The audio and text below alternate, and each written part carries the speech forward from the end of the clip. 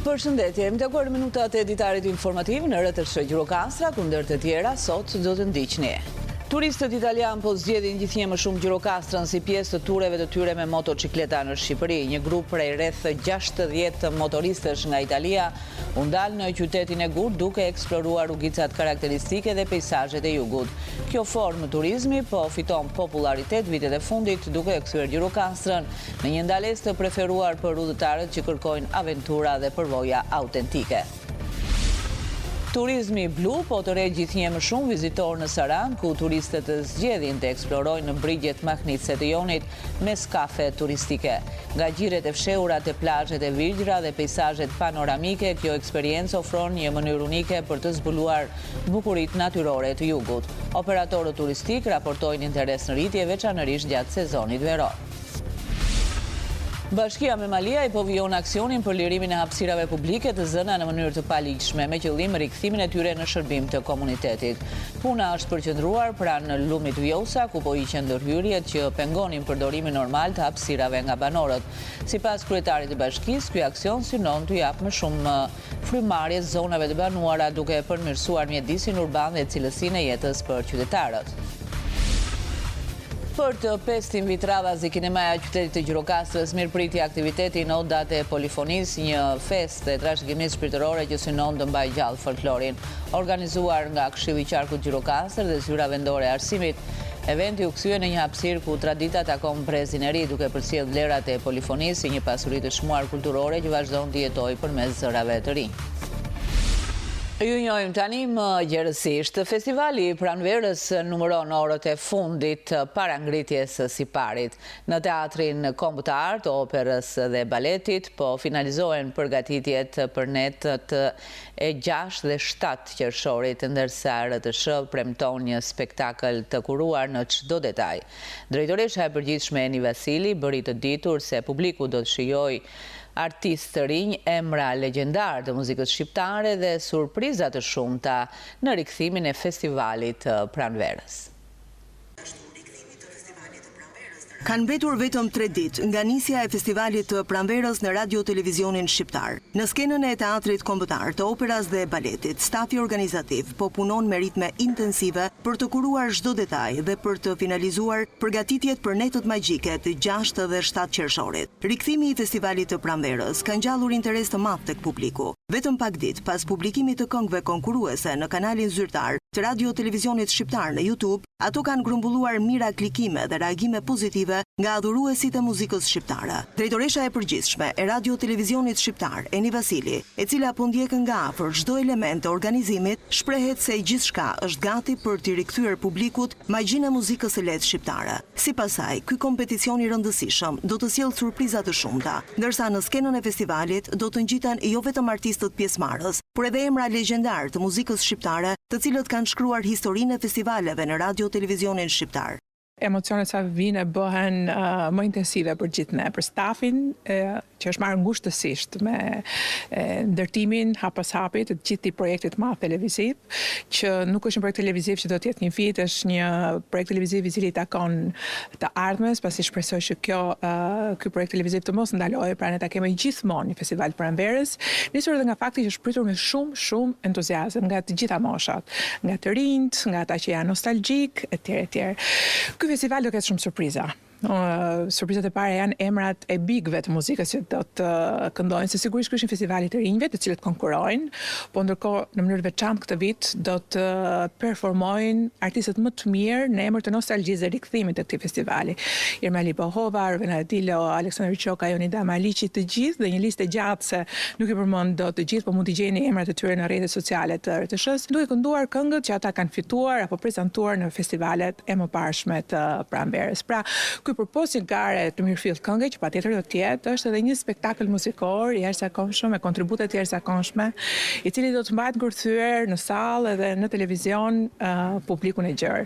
Jam e bindur për këtë, e shikoj këtë entuziazëm edhe në mënyrën se si është pritur gjatë këtyre kohëve, e shikoj në mënyrën se si po shiten biletat, si kërkohen ftesat e të gjitha këto. Jam shumë e kënaqur, para krave të mi ju mund të shikoni edhe punimet intensive të skenografisë, të montimit të skenografisë, jemi në orët e fundit, shumë shpejt ato, ndoshta sot në darkë apo maksimumi nesër mëngjes, të kemi mundësi të ndezim edhe të shikojmë rezultatin. Sipas projekteve që kemi, edhe skenografia është bashkëkohore, moderne, është e kohës, është kontekstuale, me pranverën, me çdo gjë, edhe shpresoj që do të pritet mirë. Ndërkohë, skenografia po merr jetë nën kujdesin e skenografit Albi Çifliku, i cili po punon në detaje për çdo element vizual me qëllim që performancat e artistëve gjatë 2 netëve të festivalit të paraqiten sa më dinjitoze dhe artistikisht të kuruara. Festivali i Pranverës do të zhvillohet në datat 6 dhe 7 qershor dhe do të transmetohet drejt për drejt në RTS 1, RTS Muzik dhe Radio Tirana 1. Ky festival shënon një rikthim të rëndësishëm në traditën dhe vlerat e radio televizionit shqiptar, duke e synuar të rizgjojë emocionin, afërsinë dhe lidhjen e veçantë mes publikut dhe medias publike, një marrëdhënie që ka shoqëruar ndër vite historinë e muzikës shqiptare. Festivali i Pranverës në RTS ka ngjallur interes të gjerë të publiku për ta ndjekur live. Tashmë biletat për të ndjekur 2 netët e festivalit janë në shitje dhe mund të tërhiqen fizikisht pranë teatrit, operas dhe baletit dhe online në adresën myticket.al. Ka nisur tashmë shitja e biletave për të ndjekur live festivalin e Pranverës në Radio Televizionin Shqiptar. Biletat për 2 netët e festivalit mund të blihen online në platformën myticket.al dhe fizikisht në sportelin e teatrit, operas dhe baletit. Ndërkohë, mënyra për të bler biletën online është fare e lehtë. Për blerjen e biletave online për festivalin e Pranverës, futemi në website-in myticket.al. Këtu në shfaqet eventi. Klikojmë mbi eventi. Klikojmë mbi opsionin bli bileta. Këtu hapet planimetria e sallës. Selektojmë radhën dhe karrikën që dëshirojmë. Dërgo në shport dhe vazhdo për pagesën. Mënyrat e pagesës, kartë bankare, Visa, Mastercard dhe UPay. Plotësojmë të dhënat e klientit. Vazhdo për të kryer pagesën online. Kërkesa juaj po procesohet. Ju lutem prisni dhe mos u largoni nga faqja derisa sistemi të përgatisë rezervimin tuaj. Të dhënat tuaja u regjistruan. Kryej pagesën. Këtu shfaqet procesori i pagesës ku fusim të dhënat e kartës. Procedura është shumë e thjeshtë dhe shumë e shkurtër. Rikthimi i festivalit të Pranverës pas një periudhe kaq të gjatë pritet të sjellë një frymë të re në skenën shqiptare. 2 netët e festivalit do të prezantohen nga këngëtarja Bleona Qereti dhe aktori Nik Xhelilaj, të cilët do të ngjiten në skenë për të drejtuar këtë kompeticion të rëndësishëm të muzikës së lehtë shqiptare. Festivali i Pranverës në Radio Televizionin Shqiptar do të mbahet në datat 6 dhe 7 qershor dhe do të transmetohet drejt për drejt në RTS 1, RTS Muzik dhe Radio Tirana 1. Turistët italian po zgjedhin gjithnjë më shumë Gjirokastrën si pjesë e tureve të tyre me motocikleta në Shqipëri. Një grup për rreth 60 motoristësh nga Italia u ndal në qytetin e Gurt, duke eksploruar rrugicat karakteristike dhe peizazhet e jugut. Kjo formë turizmi po fiton popularitet vitet e fundit, duke e kthyer Gjirokastrën në një ndalesë të preferuar për udhëtarët që kërkojnë aventura dhe përvoja autentike. Gjirokastra vion të jetë një nga destinacionet më të preferuara për turistët e huaj, mes tyre edhe adhuruesit e udhëtimeve me motocikleta. Një grup prej rreth 60 motoristësh italian ka zgjedhur të vizitojë disa prej pikave turistike më të njohura të Shqipërisë, duke ndaluar edhe në qytetin e UNESCO-s. Ata vlerësojnë natyrën, historinë dhe mikpritjen shqiptare, ndërsa shprehen se kjo eksperiencë i ka lënë bresa të veçanta dhe i motivon të rikthehen përsëri. Është era e parë për mua që vizitoj Gjirokastrën, ndërsa për të dytën herë ndodhem në Shqipëri.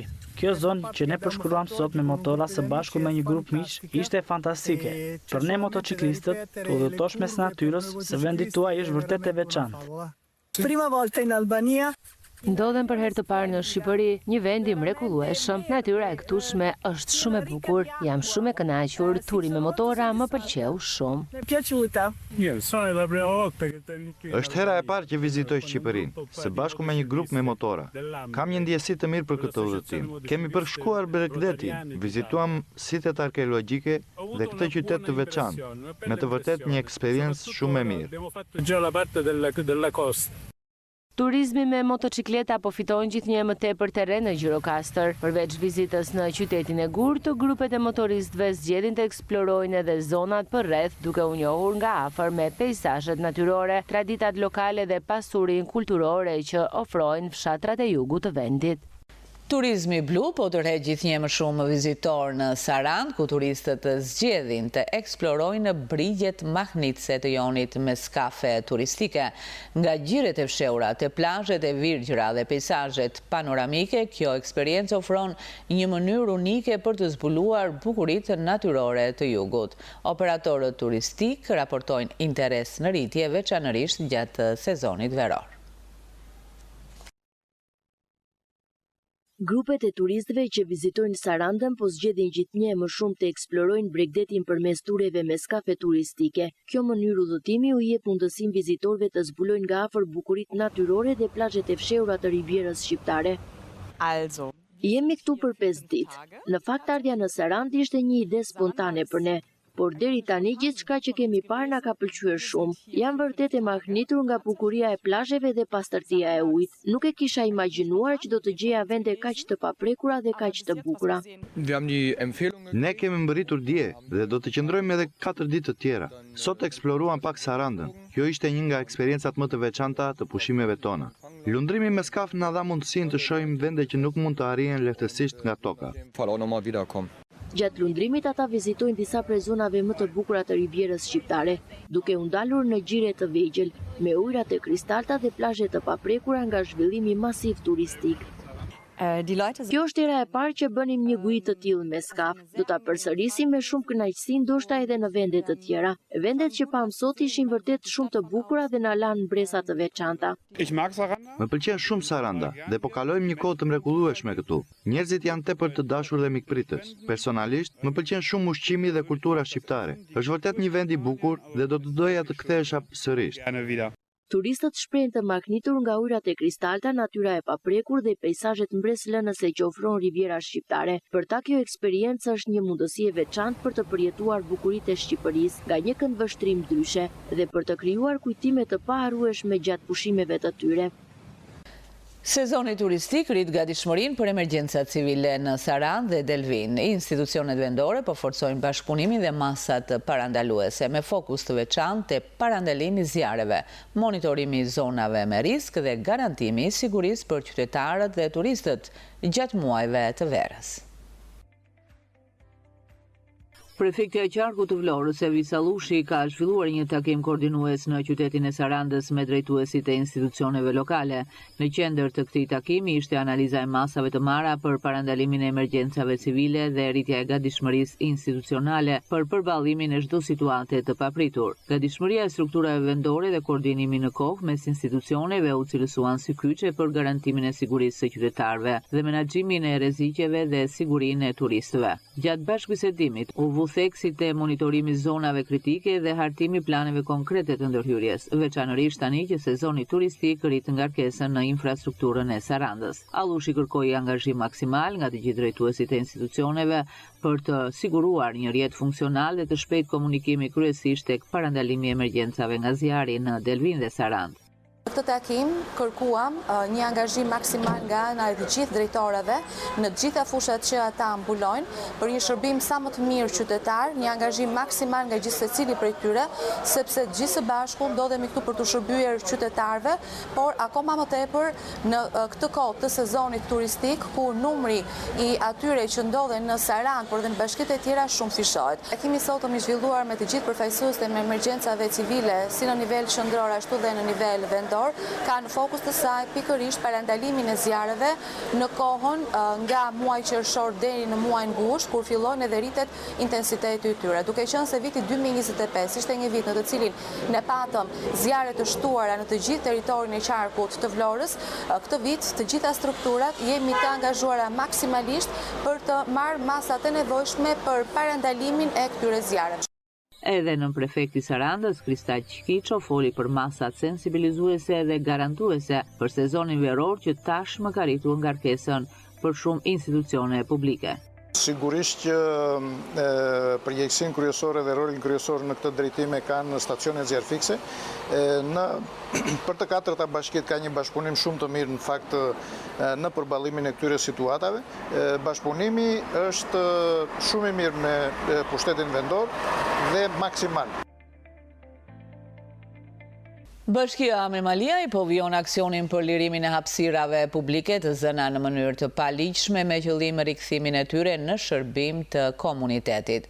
Puna është përqendruar pranë lumit të Vjosa, ku po hiqen ndërhyrjet që pengonin përdorimin normal të hapësirave nga banorët. Sipas kryetarit të bashkisë, ky aksion synon të japë më shumë frymëmarrje zonave të banuara, duke përmirësuar mjedisin urban dhe cilësinë e jetës për qytetarët. Në kuadër të sezonit turistik, Bashkia Amemalia ka intensifikuar aksionin për lirimin dhe sistemimin e hapësirave publike, me qëllim krijimin e një mjedisi më të pastër dhe më të aksesueshëm për banorët dhe vizitorët. Puna është përqendruar veçanërisht për gjatë brigjeve të lumit Vjosa, një prej zonave më të frekuentuara gjatë muajve të verës, por ndërhyrjet janë kryer edhe në pika të tjera të territorit të bashkisë. Lirimi më i madh i hapësirave është bërë në buzë lumit, ku ne jemi duke ndërtuar shëtitore në qytetit dhe nga kjo shëtitore realisht të gjithë qytetarët janë të kënaqur pasi ata dalin, kalojnë kohën e lirë, por pse edhe vizitorët kanë filluar të ecin në shëtitoren. Mund të themi që janë me hektar që janë liruar, por kryesisht nuk është se kanë qenë objekte, por kanë qenë pjesë të rrethuara dhe thjesht kanë qenë që i menaxhonin komuniteti për të mbjellë gjëra të ndryshme. Sipas kreut të bashkisë, Albert Malaj, procesi është shoqëruar me mirëkuptim dhe bashkëpunim nga komuniteti vendas. Kemi bërë një punë të madhe, mund të themi, me banorët, ku jemi ulur në mënyrë sistematike, duke folur, duke bindur dhe realisht gjej rastin t'i falenderoj pasi janë treguar shumë bashkëpunues për lirimin e hapësirave publike, pasi edhe ata janë koshient që ndoshta ka ardhur dhe koha, momenti që ato duhet të lirohen, pasi shëtitoria është një diçka me shumë vlerë për qytetin. Po jo vetëm shëtitoria, por të gjitha hapësirat që vetë ishin zënë ndër vite, përkundazi mund të jenë edhe banorë të cilët janë zënë vitet e para dhe ata janë larguar, nuk janë më dhe në qytet dhe ato kanë ngelur dhe edhe pa u mirëmbajtur. Kështu që kemi gjetur mirëkuptimin dhe lirimi i hapësirave publike ka bërë që Amemalia nga dita në ditë po merr frymë lirshëm dhe këto hapësira po kthehen në hapësira të gjelbërta për qytetin. Përmes këtyre aksioneve, Bashkia Amemaliaj synon të ofrojë një standard më të lartë shërbimi gjatë sezonit turistik, duke e bërë zonën më tërheqëse për vizitorët dhe më funksionale për banorët. Agjencia për Zhvillim Bujqësor dhe Rural ka njoftuar se përmes skemës kombëtare 2026 do të mbështes fermerët që synojnë të certifikohen me standardin ndërkombëtar global GAP, i cili garanton siguri ushqimore më të lartë, cilësi të produkteve dhe rritje të konkurrueshmërisë në tregjet vendase dhe ndërkombëtare. Sipas AZBR-s, skema mbulon 50% të kostove për analizat e produkteve bujqësore, bazuar në faturat tatimore të paraqitura nga aplikantët. Për certifikimin individual, fermerët që disponojnë të paktën 1 hektar sipërfaqe mund të përfitojnë mbështetje financiare deri në 175.000 lekë. Ndërkohë, për certifikimin në grup me minimumi 10 fermer, subvencioni arrin deri në 500.000 lekë, ndërsa për grupet me të paktën 20 fermer, mbështetja financiare mund të shkojë deri në 700.000 lekë, në varësi të sipërfaqes së kultivuar. AZHBR thekson se kjo masë synon të përmirësoj standardet e prodhimit bujqësor, të rrisë besueshmërinë e produkteve shqiptare dhe të krijojë më shumë mundësi për eksport. Për asistencë në procesin e aplikimit, fermerët mund të drejtohen agropikave, zyrave rajonale të eksesionit bujqësor dhe strukturave të AZHBR-s në të gjithë vendin. Për të 500 vit të radhës, Kinemaja e qytetit të Gjirokastrës mirëpriti aktivitetin Odat e Polifonisë, si një festë e trashëgimisë shpirtërore që synon të mbajë gjallë folklorin. Organizuar nga Këshilli i Qarkut Gjirokastër dhe Zyra Vendore e Arsimit, eventi u kthye në një hapësirë ku tradita takon brezin e ri, duke përcjell vlerat e polifonesë, si një pasuri të çmuar kulturore që vazhdon të jetojë përmes zërave të rinj.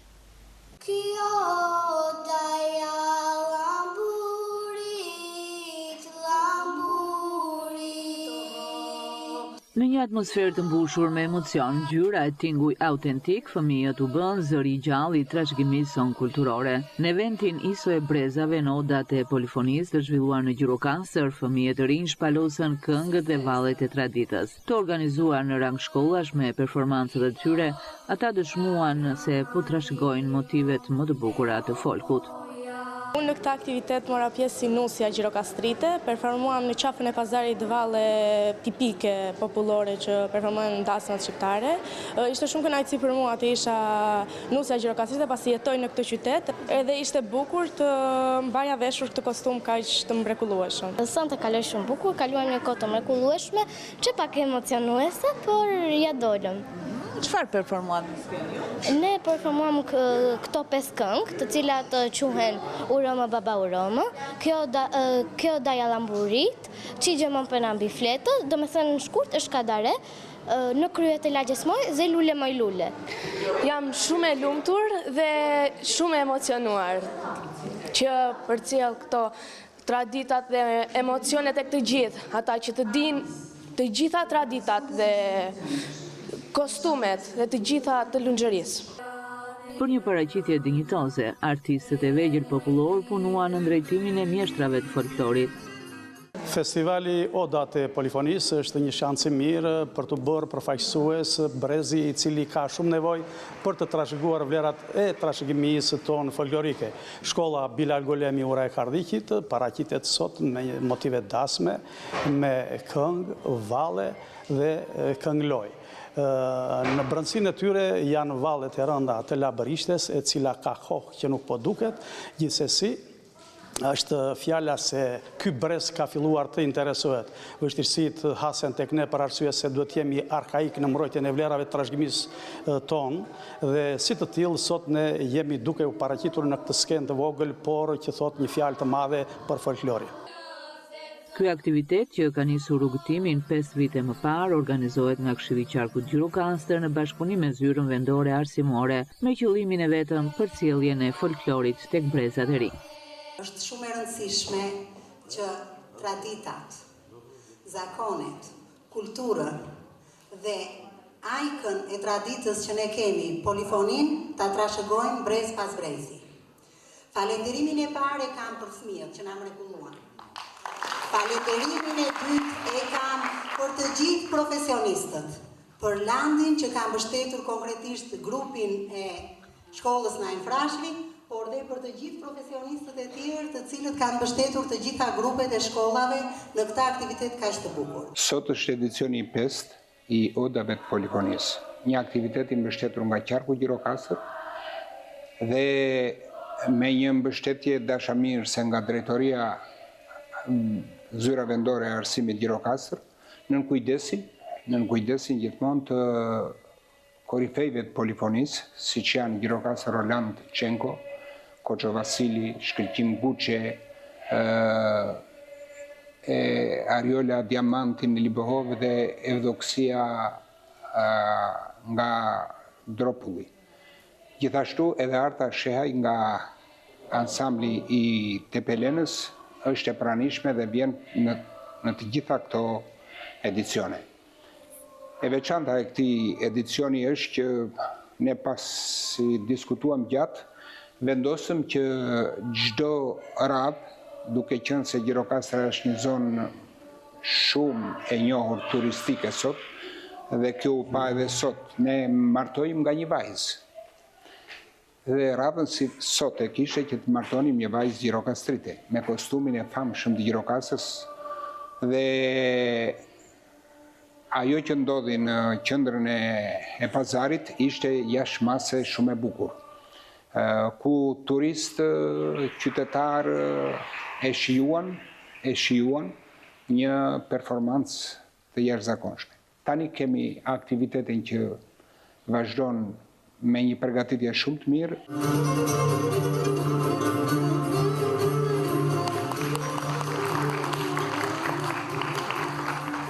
Përfunduam këtu të nderuar shikues, ishte gjithçka e përgatitur për këtë ditar informativ në RTS Gjirokastra, ndahemi bashkë. Miru takofshim.